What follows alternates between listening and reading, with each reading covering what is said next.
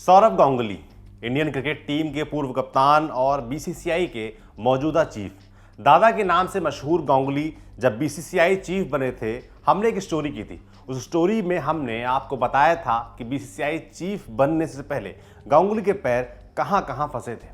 गांगुली ने अपना कार्यभार संभालने के बाद हुए रांची टेस्ट में जाने से इनकार कर दिया था।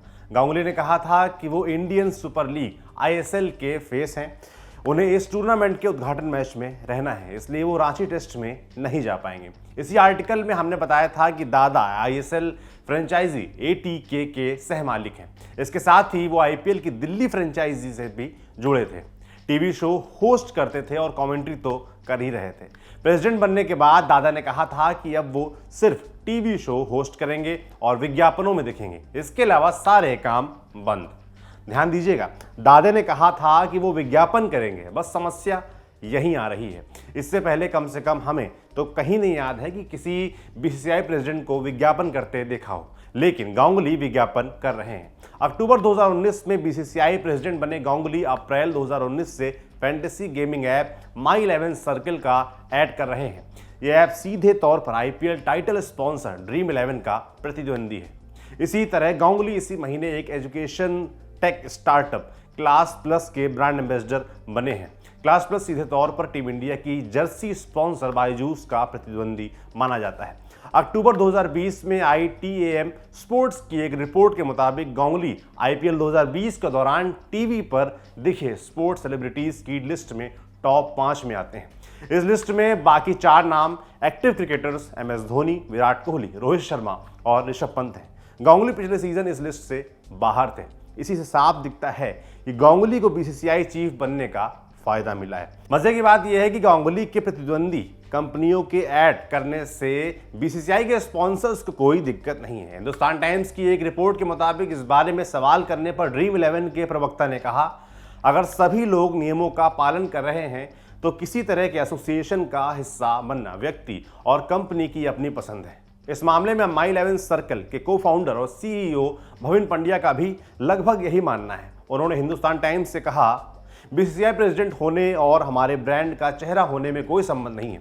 मिस्टर सौरव गांगुली अप्रैल 2019 से हमारे ब्रांड का प्रचार कर रहे हैं, जबकि वो अक्टूबर 2019 में बीसीसीआई प्रेसिडेंट बने हैं। इस मसले पर सबसे सही बात ब्रांड कंसल्टेंट संतोष देसाई ने कही है।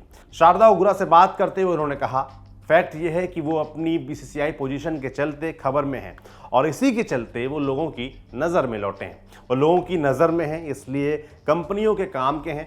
इस बात को आप ऐसे भी समझ सकते हैं कि वो लंबे वक्त से एड्स में नहीं थे। एक फैक्ट ये भी है कि खेल को चलाने वाले अक्सर सेलिब्रेटेड स्पोर्ट्स स्टार नहीं होते। इस मामले में आप पूरी दुनिया देख लें, आपको बहुत ज़्यादा लोग नहीं मिलेंगे। इन्हीं लोगों में से एक सेबास्टियन को हैं। पूर्व ओलंपिक गोल्ड मेडलिस्ट को ने साल 2015 में वर्ल्ड एथलेटिक्स के प्रेसिडेंट की पोस्ट संभालने से पहले नाइके के साथ का अपना $1 लाख का कॉन्ट्रैक्ट रद्द कर दिया था। लेकिन गांगुली पुराने कॉन्ट्रैक्ट्स तोड़ना दूर, धकाधक नए कॉन्ट्रैक्ट साइन करते चले जा रहे हैं। वो JSW सीमेंट के ब्रांड एम्बेसडर भी हैं, साथ ही वो JSW के इंस्पायर इंस्टीट्यूट ऑफ स्पोर्ट के एडवाइजरी बोर्ड में भी हैं। अब आप सोच रहे होंगे कि इससे क्या दिक्कत है। जनाब, JSW स्पोर्ट्स ही दिल्ली कैपिटल्स की मालिक है। बीती जुलाई में इस बारे में इंडियन एक्सप्रेस ने गांगुली से सवाल किया था।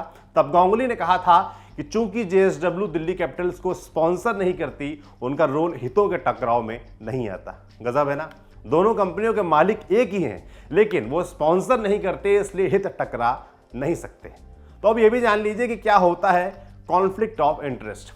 ये एक ऐसी परिस्थिति है जब एक व्यक्ति या संस्था अलग अलग हितों को साधने की कोशिश में लगे हों और ये हित आपस में टकराते हों।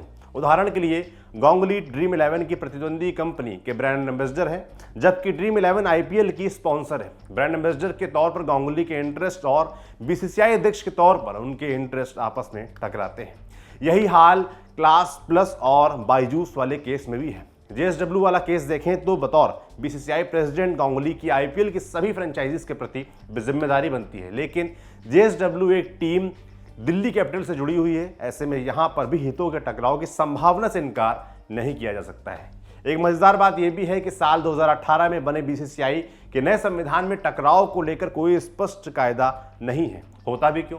साल 2008 में ही इसे नष्ट कर दिया गया था। इसके नष्ट होने के बाद ही तो श्रीनिवासन IPL फ्रेंचाइजी खरीद पाए थे और आज गांगुली उसी तरह अपनी पोजीशन का फायदा उठाकर नई नई डील साइन किए जा रहे हैं।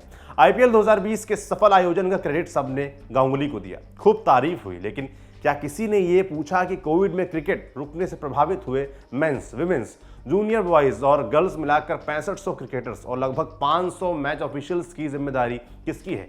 इनके जीवन यापन का क्या? डोमेस्टिक क्रिकेट में जो कॉन्ट्रैक्ट प्रॉमिस किए गए थे उनकी क्या स्थिति है? उनकी जिम्मेदारी किसकी है? ये सवाल मुश्किल है और दुखद यह है कि कोई इन्हें उठा ही नहीं रहा। गांगुली एंड कंपनी अनैतिक तरीके से कुर्सी पर बैठी है। सुप्रीम कोर्ट के फैसले के बाद बने नए संविधान के मुताबिक जय शाह और गांगुली दोनों के कार्यकाल खत्म हो चुके हैं, लेकिन दोनों न सिर्फ अपनी कुर्सियों पर बरकरार हैं बल्कि उसी सुप्रीम कोर्ट में अपील कर सुप्रीम कोर्ट का फैसला पलटने की उम्मीद लगाए बैठे हैं। ये विचार हमारे साथी सूरज के हैं। इस लेख के अंत में वो कहते हैं, अपने खेलने के दिनों में गांगुली किसी से नहीं डरते थे। मेरे जैसे लाखों करोड़ों लोग इसी अदा के चलते उन्हें अपना हीरो मानते थे, लेकिन अब जबकि गांगुली खुद सिर्फ अपने फायदे के लिए अपनी कुर्सी का गलत इस्तेमाल करते साफ दिख रहे हैं, मुझे नहीं लगता कि मैं गांगुली को सपोर्ट कर पाऊंगा। आपका इस आर्टिकल के बारे में, इस वीडियो के बारे में क्या सोचना है, हमें कमेंट बॉक्स में लिखकर जरूर बताएं। बाकी देखते रहिए दी लल्लन टॉप।